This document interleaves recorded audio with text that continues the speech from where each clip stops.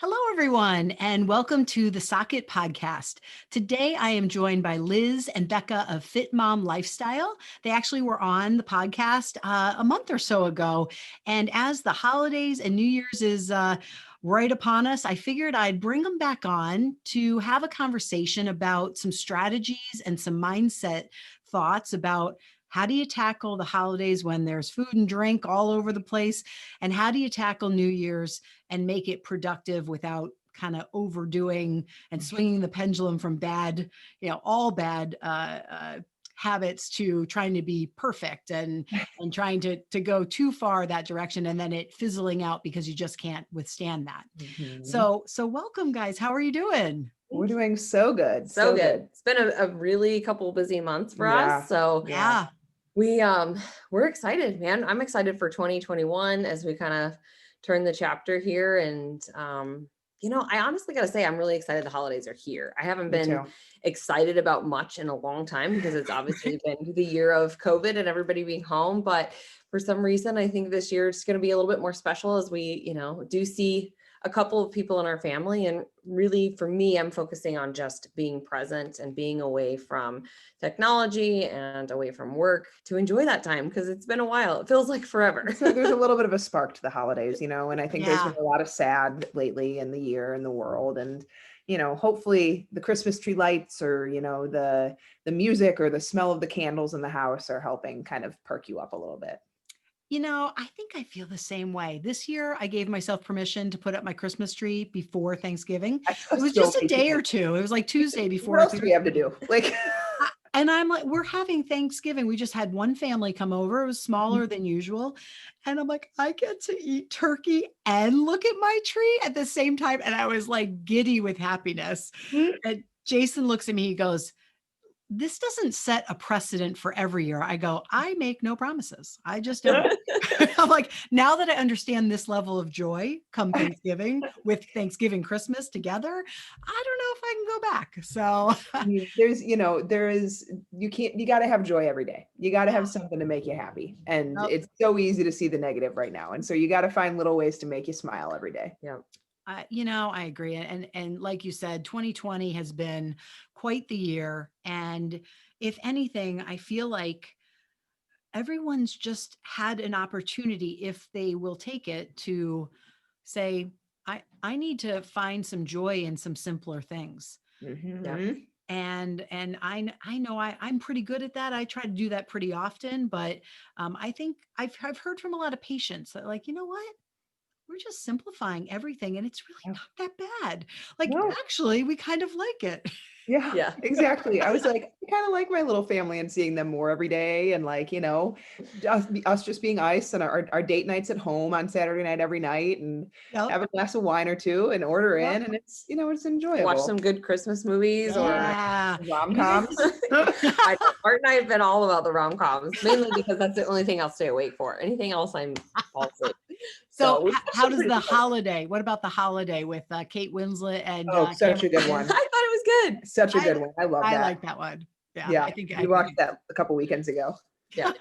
And then there's another one, I think it's called Love Unconditionally. Yeah. I might be messing up the name, but it's really funny. And even, from a nutritionist standpoint, she's like on a date with a guy. He's talking about intermittent fasting. He falls asleep at the table. It was just really funny. She didn't have any energy from like not eating. Yeah. So it was just, it was, you find joy in those things. And yeah, I totally agree with simplifying. I think even we were just talking before we came on here, talking about, as moms and entrepreneurs, we can get so caught up in the busyness of work and in the busyness of life and, trying to do all things perfect that we put ourselves on the back burner. And, for me personally in COVID, it was such a time that I really reflected on my day to day and where I was spending my time, right? If I don't have a commute, if I'm not going here, then how can I maximize this time to develop things and grow? And that's honestly what we've done this entire year is we've had a huge growth year. And it's been great. A clarification year for us and like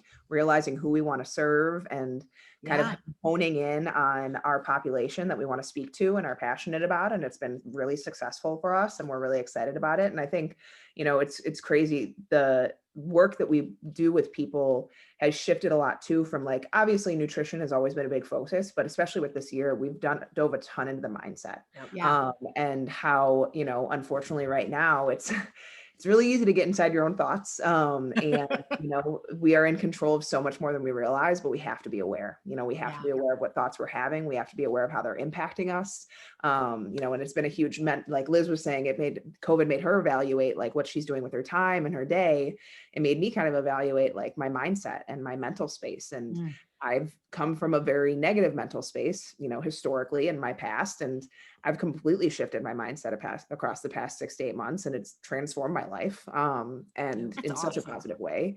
Yep. So it's, there's so much we can do as humans. And, I think that taking that ownership and creating that awareness is the first step. And we're going to talk a little bit about, how to approach the holidays in a healthy way today. But then also kind of address like where we give ourselves grace and where we, ask ourselves, is this serving me? Is this a good thing for my goals?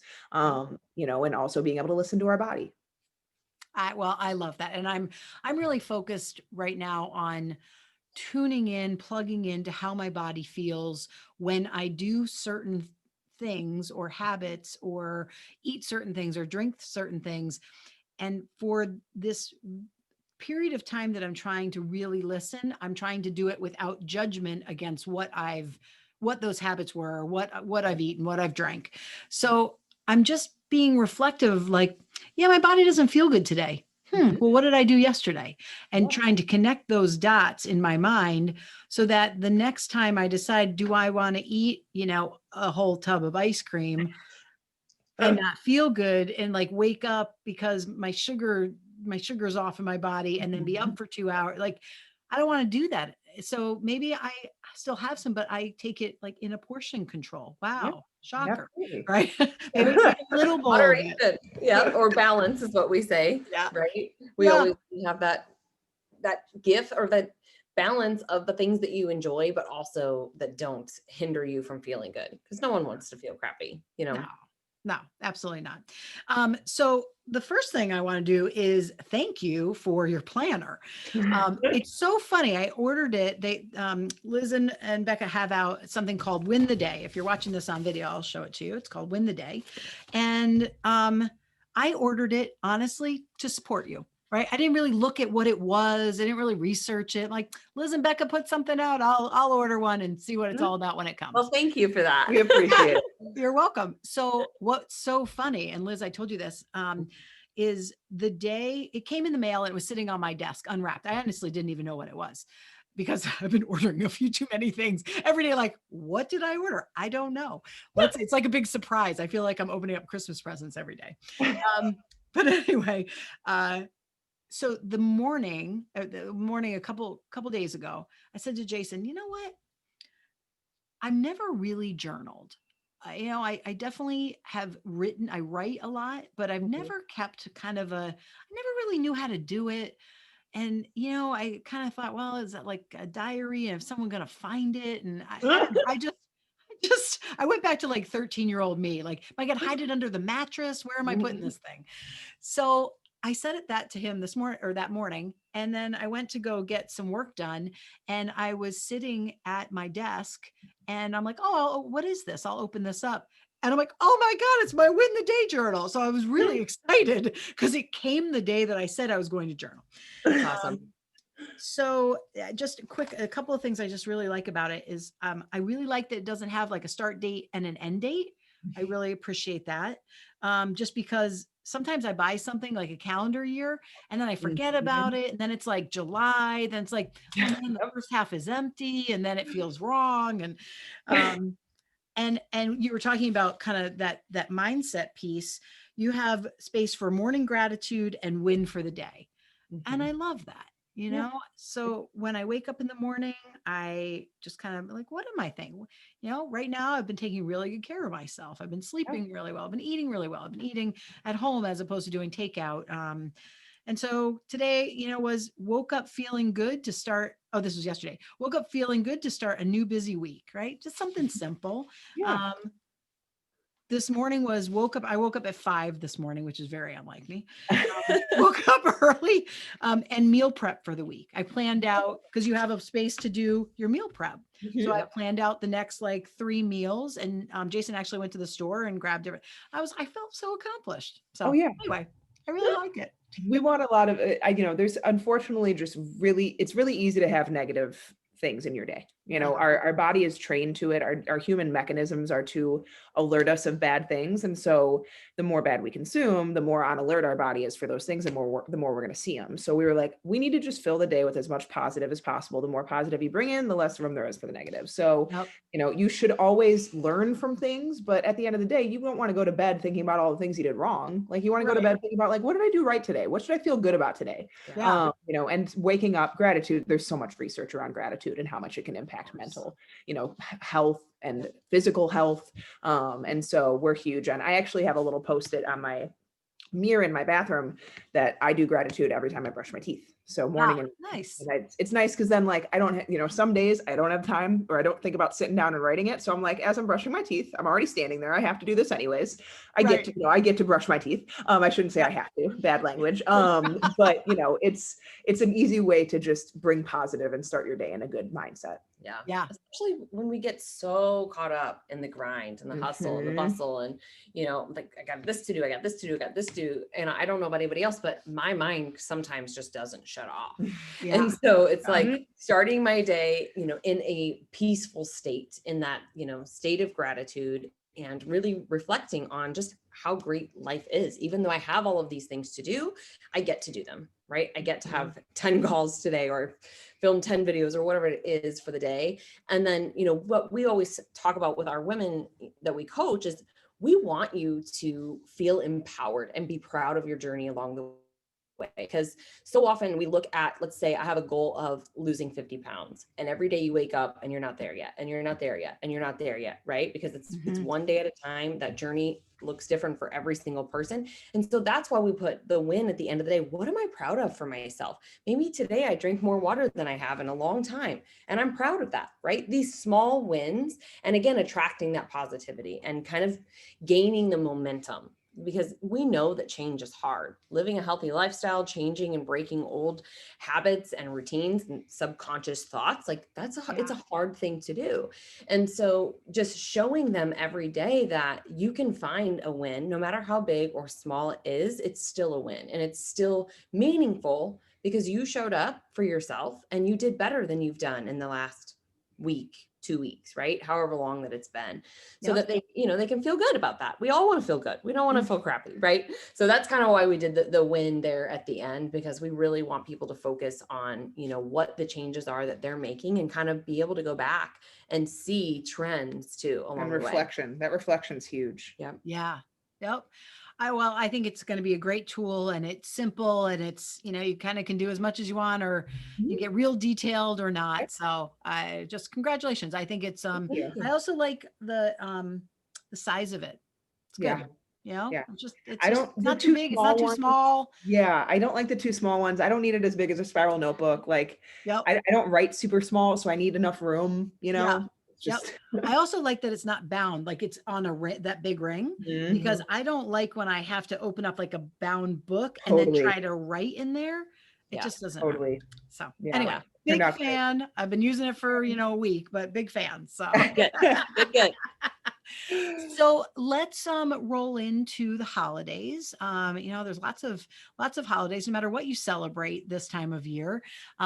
Many of those holidays come with traditions that surround yourself with cookies and cakes and eggnog and drinks and extra food. And even if celebrations are a little different this year, the food doesn't change all that much.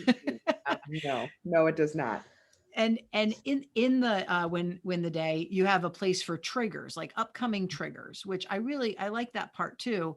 And so I already put like I'm just, we're having a little family party on Sunday.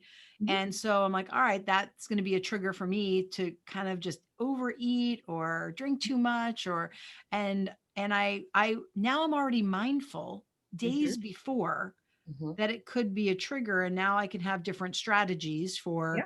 all right, I want to make sure I'm really hydrated. I want to make sure that we bring something healthy as a snack so that if I want to be munchy, I can eat carrots and not, not fried Tortilla stuff or chip or something. Yeah. yeah, yeah. So can you speak to navigating the holidays, making them enjoyable, maybe giving yourself some grace for enjoying the holidays with whatever you want to eat, but also still being mindful that it doesn't have to be a free for all.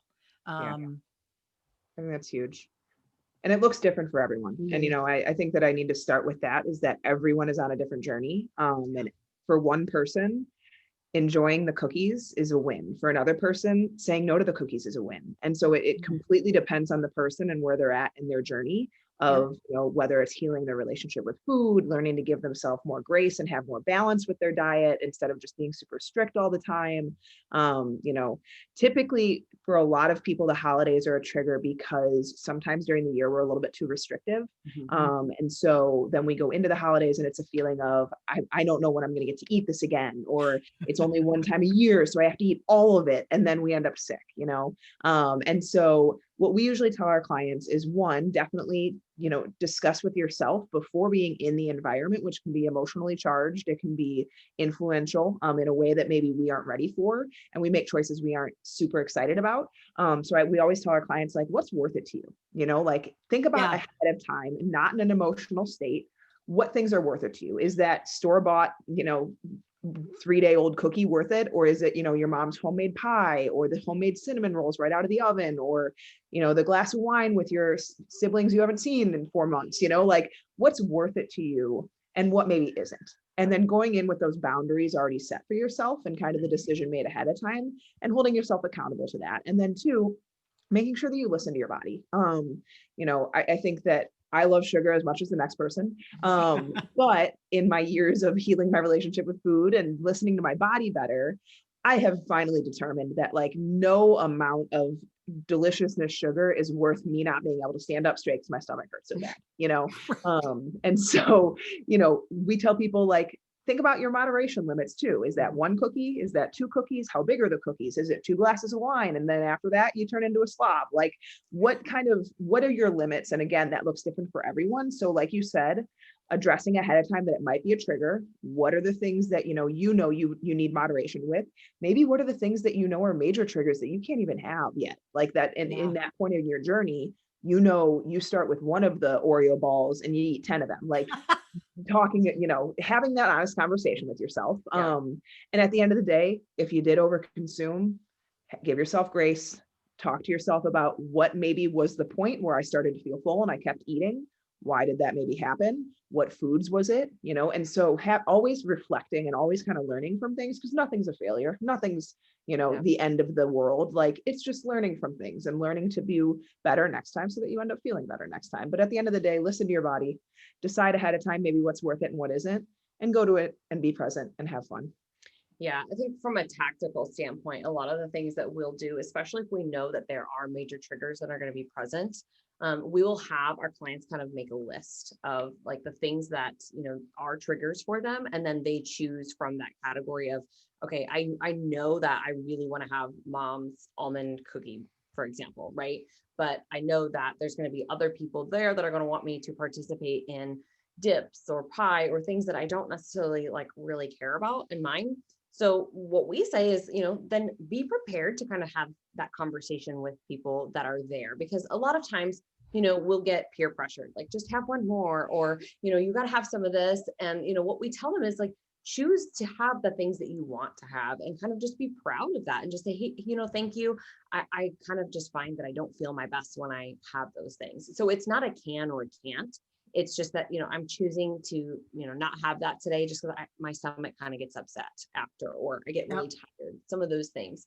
And then the other piece too is, slowing down. I think that's a lot of where we see clients get to that fullness level, that they weren't even aware that they were making that connection with the food as they were eating, because they were distracted. Maybe there was mindlessly, eating and things like that. So we always tell them, make your plate however you want. There should be 0 guilt. There should be, 0 morality tied to any of the food. None of it is bad. in fact, at holiday times, a lot of it is emotional. For me, I think about my mom and I think about the things that we used to do as, our traditions. And so that's, in a strange way, it's a way for me to kind of connect, with her and remember her as I kind of make some of these dishes that were hers. So we tell people, there's nothing bad or like off limits. Just choose what you know that you really want and then kind of slow down, slow down with your eating. Maybe, have a sip of water or set your fork down in between bites. Really focus on the conversation and be present. And about 9 times out of 10, everybody always says, I don't even think that I went back for seconds, or I don't even know if I finished my plate because I enjoyed the conversation so much and that connection. Because a lot of people don't think about that food is a way of connection, whether it's at the table, it's the experience that we're having together.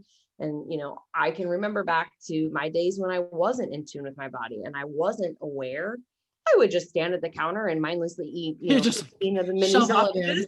Stuff that doesn't even taste good. That's the best part, is when we talk to clients, they're like, I started eating this and I was like, this doesn't even taste good. Like things that we, I think, play up sometimes in our head or we mindlessly eat, when we're actually present in the moment, we're like I've taken bites of stuff before and I was like, this isn't as good as I wanted it to be. Yeah. And I don't want any more of it. Like, No, I have definitely, I've gotten to the place where, especially if it's a dessert, I'm not a big dessert person unless there's a couple of things I really, really like. But if I take something and I take a bite of it, I'll just be like, that is not worth the calories. Not. I don't have enough enjoyment for, to put that amount of sugar and calories in my body. I just don't. totally. If I'm going to do that, I really want to enjoy it.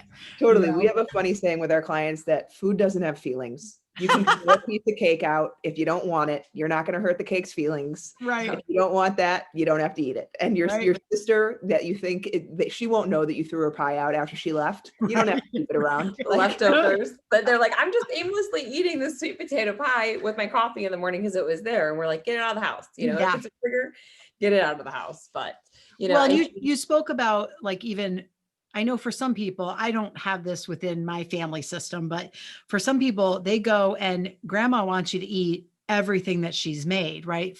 Family and food go together in many families. And so I've never had to navigate that conversation, but I am also a big fan of empowering people I know, or my clients, my patients, to say, like, you get to do you. Like, if you don't want to eat plates and plates of food, or there's 3 things you don't even really enjoy and you really want to enjoy something else, like, at some point you've got to find a way to stand up for yourself. Sounds too strong, but to verbalize that. And you know what, if someone's upset that you're not going to put something in your mouth you don't want to, it's really a them problem. It's just not a you problem. I understand it's a you problem because you got to navigate it, but I can't imagine ever getting upset with someone that didn't want to eat something that I made. I just don't understand that concept. Yeah, it's a love language, I think, and especially with our, our grandparents or our parents, it's their way of showing love. And we tell our clients that, like, they're just caring about you. They want you to be happy. And at the end of the day, they don't know how to express that in different ways, maybe. And so, have that conversation with them of like, Grandma, thank you so much. I know that you love me so much and you want me to enjoy this holiday with this pie, but I just really, really am super full right now and I can't fit anything else in my stomach, and having wrap up one for me to go. I'll eat it later. Yeah, exactly. And then I'll throw it out. No, I think, it's very important to kind of what you touched on earlier, to go into it with giving yourself some grace too. That, we do not believe that holidays, we don't tell any of our clients that you need to be tracking your food or you need to be rigorous, with any of that.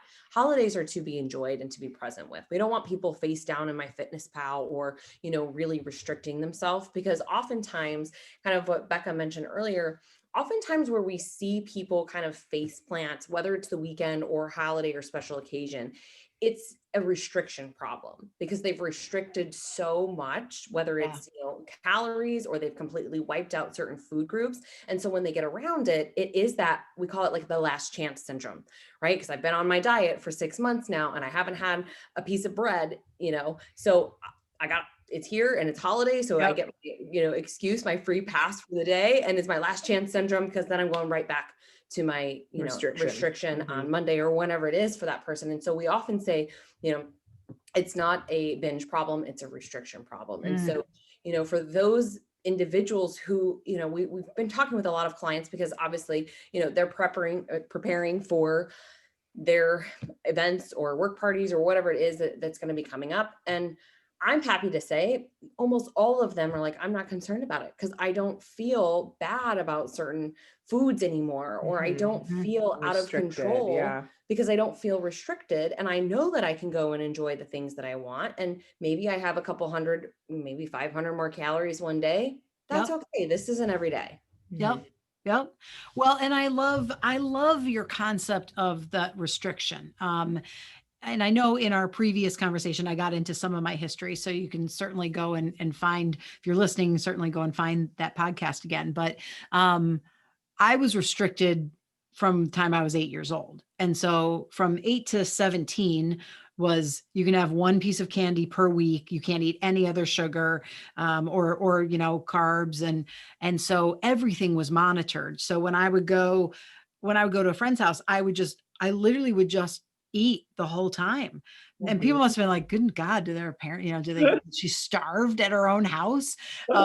But then, and I don't know if I mentioned this last time, but when we went on vacation, my mom let us eat whatever we wanted.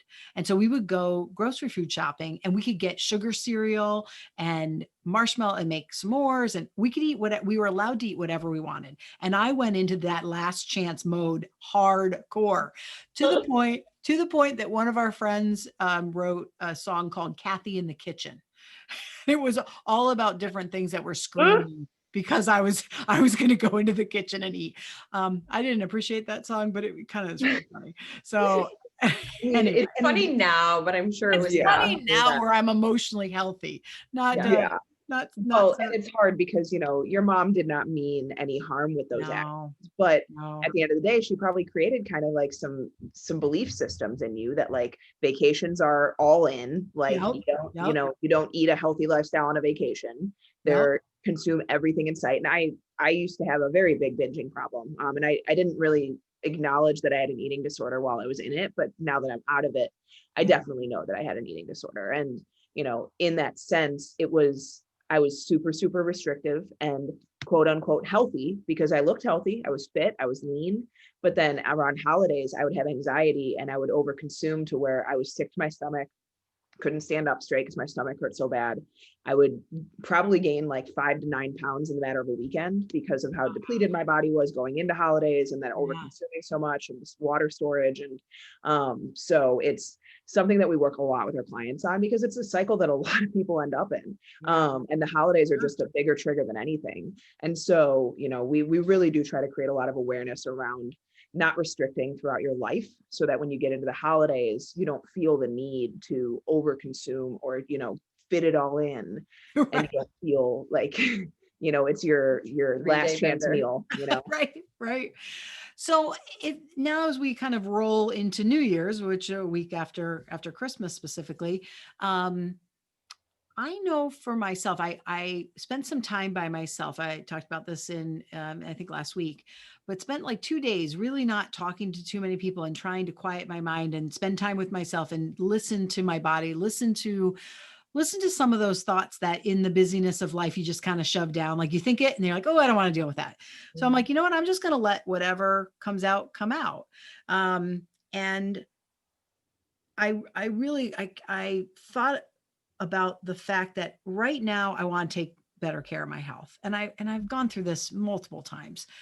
And my first thought was January 1st is coming up. And then I'm like, I really want to do this. Why on earth would I wait till January 1st? So I know it's the Monday syndrome, right? Well, I'll start on Monday. And then you pack everything, last chance weekend, you pack everything in. And so I made the decision that I don't want to wait till January 1st. It's a month away or almost a month away. So in my mind, I was like, well, but the holidays are coming up. And so I got to navigate the holidays. Okay, well, so I need to, for 2.5 weeks up until the holidays, I can't be more mindful of my health. So how do you help clients that have some mindset issues around that January 1st date? Maybe that they need to wait for that date, or that's like the magical number. And that could be a Monday too, right? If it's not around January 1st, but And then what about clients that, or people that might take that date and then for 3 weeks, they're like perfect, right? They lose 15 pounds, most of which is water weight, and they feel great. And then come February 15th, they've regained that all plus some because they've swung the pendulum back into all those bad habits. So how do you, I understand we can't handle this in, whatever time Okay. in one Well, podcast. there's a couple of things.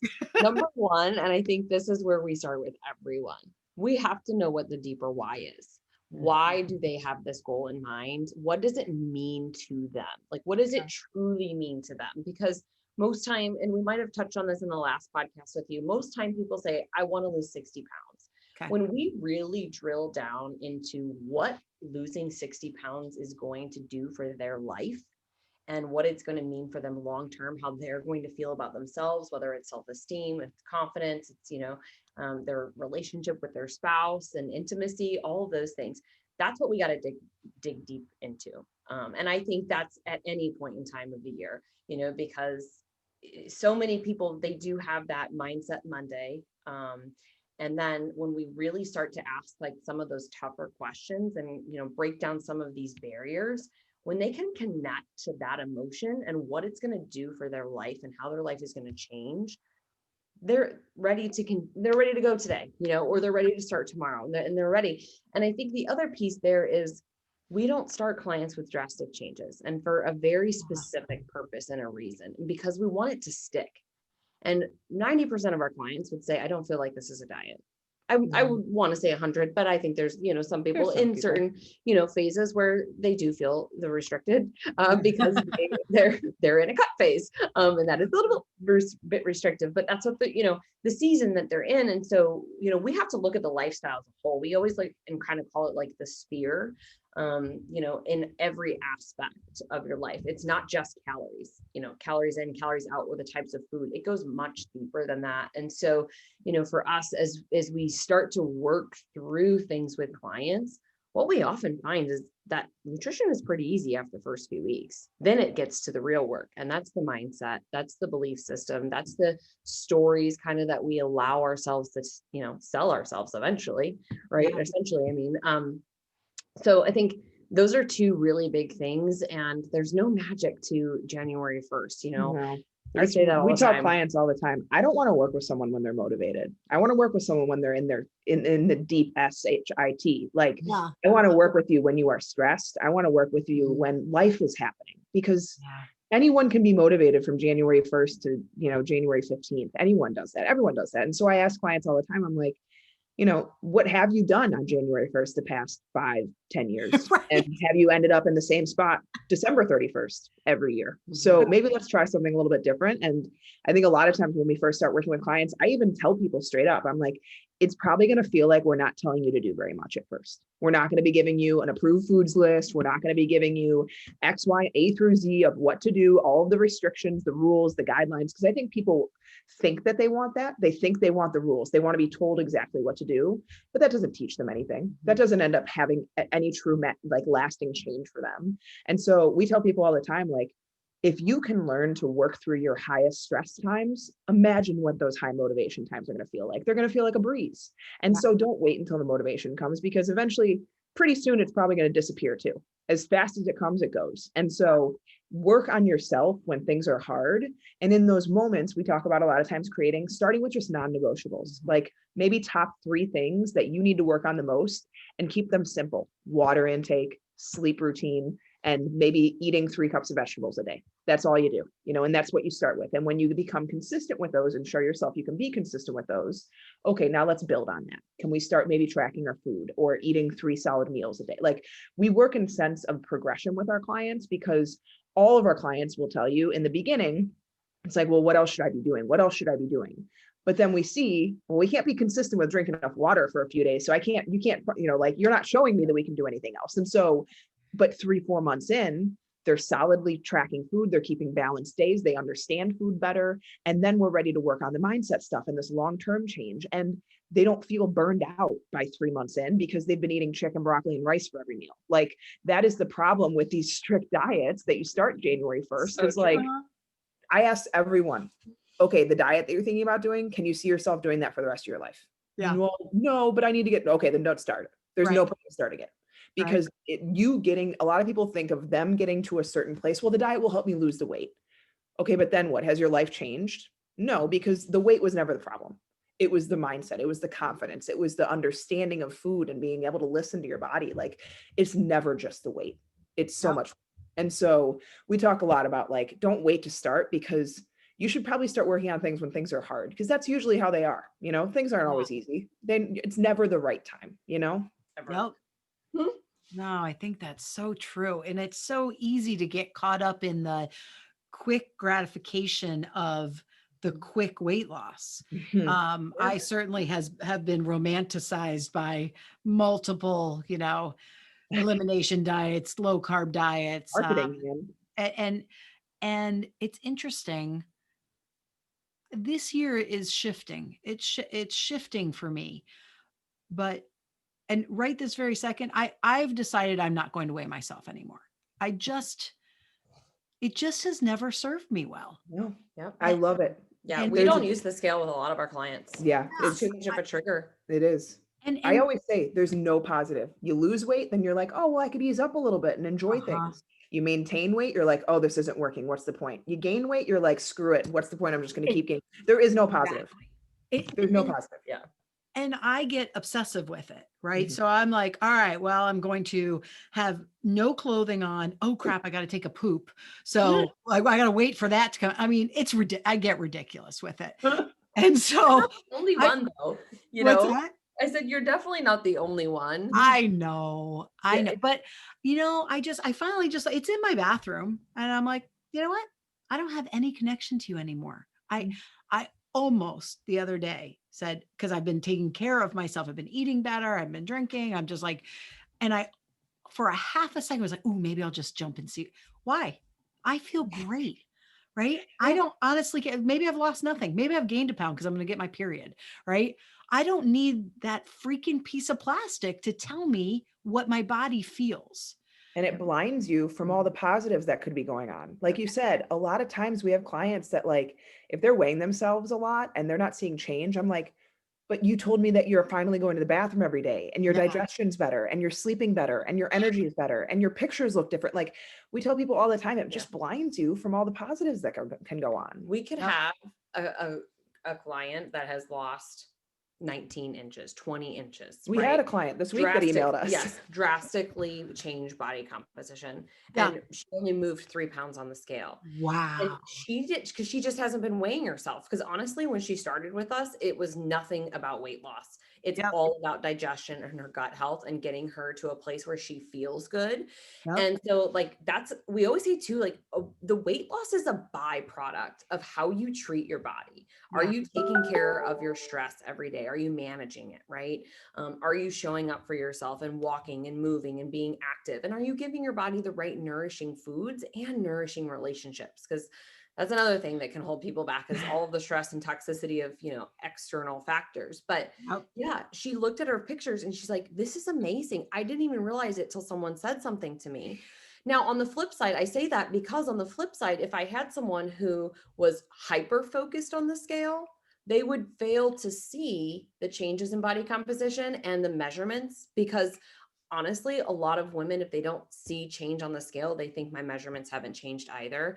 And that's, it's simply not true, because you can change a lot with your body composition and lose a lot of inflammation and a lot of inches without the scale changing drastically. So, I would say, I think it's fantastic you got rid of the scale. I love it.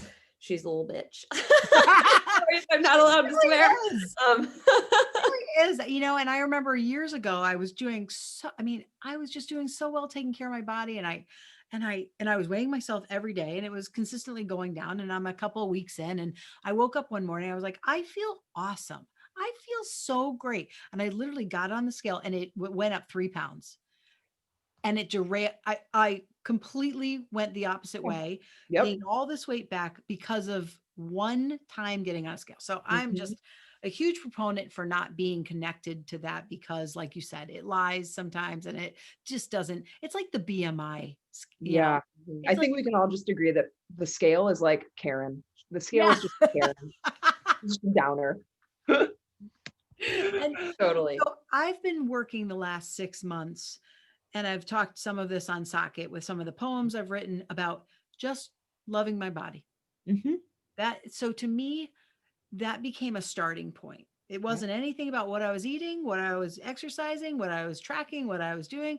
I was like, you know what? If I don't love myself, then like you said, what's your deeper why, right? If that core of loving yourself as a person beyond whatever physical issues you feel you have, then I feel as if you haven't the foundation isn't as strong.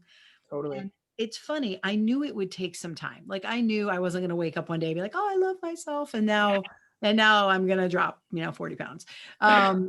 But not that I would know, because I'm not getting on the scale.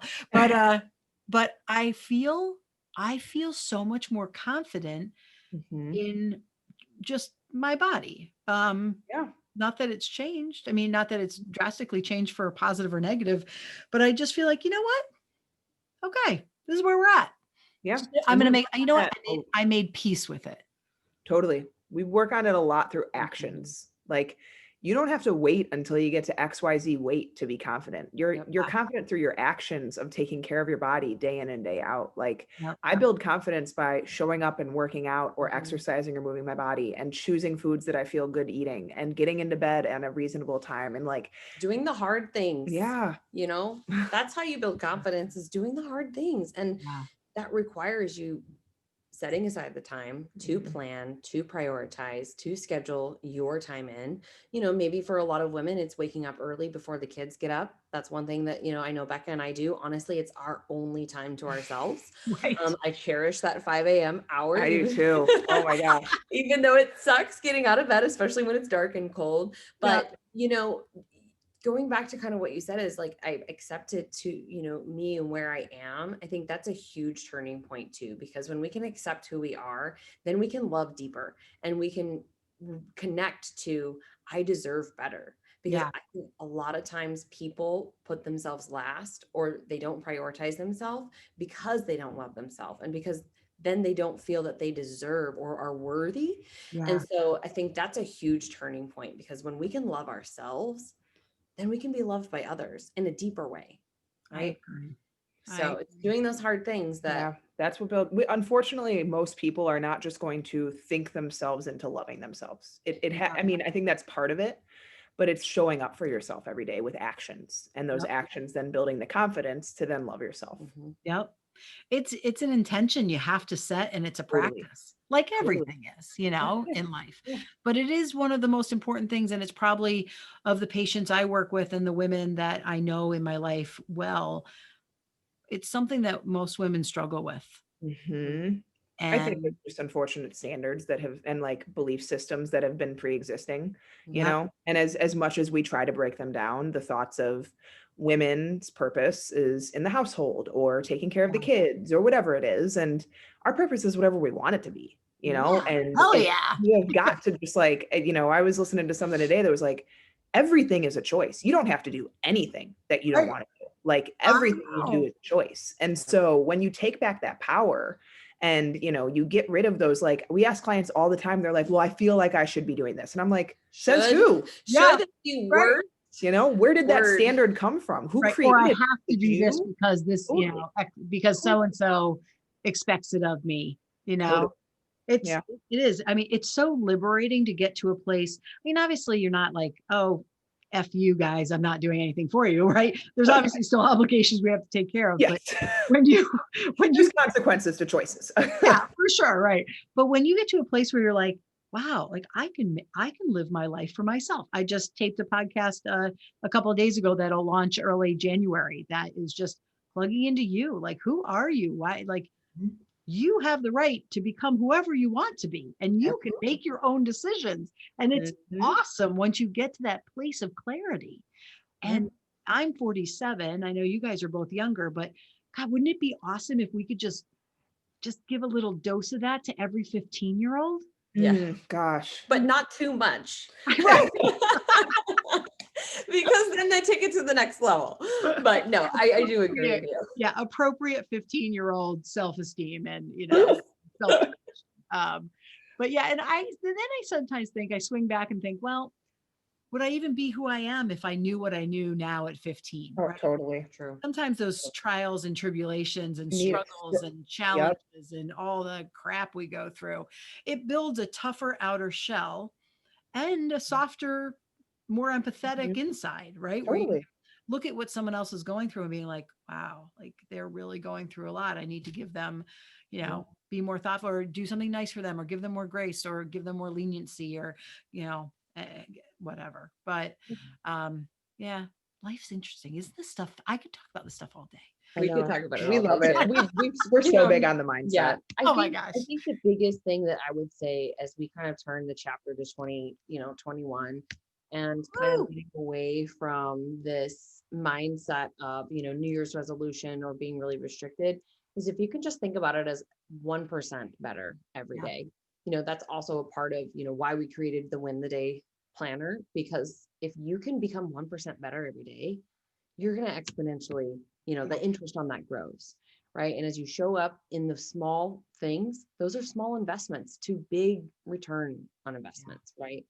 And so that's kind of what we sometimes, for the math people out there or the numbers people out there, right? Think about, those small daily deposits that you're making. And I promise you, whether weight loss is the goal or not, you're going to feel better. You're going to have more energy. Your body's going to work better because you've got good nourishing food. You've got movement, simple things, walking, right? Doesn't have to be intense, Yep. but just 1% better, and start small and then build on those things, because that's how you make it sustainable. If you try to go 0 to 60, it's not going to last. And No. studies show that, research shows it, right? Diet trends show it. There's a reason why the obesity rates are at an all-time high. And unfortunately, it's a lot of what's tied to the diet culture, around, we have to be extreme and we have to be perfect with this diet or we're off the diet completely.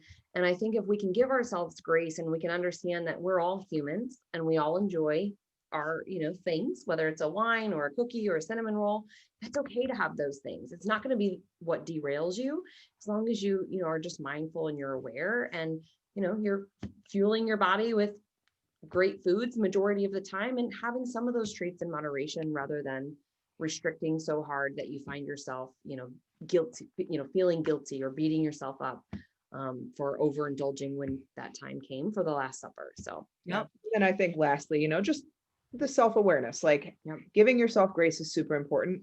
But have you been giving yourself grace by drinking a bottle of wine every night since COVID started? Like maybe we wake up and we say like, there's been enough grace given, and I need to, maybe start making some small changes. For sure. Oh my goodness. Well, something tells me that the two of you are going to be regulars on the Socket podcast. So and as I roll out for the practice and for Socket, it's going to be plug into health with the 12 elements of health. I feel like I'll be able to plug you guys into a number of the conversations. And actually, I created the 12 elements and then tried to prioritize with my graphic designer as we're creating some logos around the branding. And she's like, what do you want for January? I was like, oh, hands down, mindset. It has to start with it. Absolutely. Right? So I think, we're all in such alignment with our thought process and how we tackle issues and how we think about things. And I always love talking to like-minded kick-ass women. So I appreciate you both. If people are looking for you on social or email, can you go ahead and share those handles? Yep. So we just rebranded. So on Instagram, you can find us at Live FitMom Lifestyle. I'll be honest, we are way better our personal Instagram. Yes. So mine is Liz Roman Nutrition. Very simple. Same thing on Facebook. You can find me there. Yep. Mine is Becca Chilz, CHILCZ_nutrition. Yeah. So, and then we have our Facebook group. FitMom Lifestyle. That's where we're in a lot. We do live trainings every Wednesday night and we talk about all different kinds of stuff. This week we're covering stress and the impacts on the body. Who's stressed? What is stress? So that's how I feel now. It's like everything is stress. Let's be honest. I know, right. Yeah, we try to provide as much value as possible to, all the people that follow us and our clients and our followers. And we love what we do. So we're very blessed with all of it. Yep. Oh, well, that's so And thank you awesome. so much for having us on. We Yeah. always love Yeah. chatting with you and Yeah, connecting. you're welcome. And for all of you, if you're looking for Socket, you can find us on our website, simplysocket.com, and Instagram and Facebook, Simply Socket. I hope everyone has a wonderful holiday, and we will be back next week. Thanks so much. Have a great day. Bye.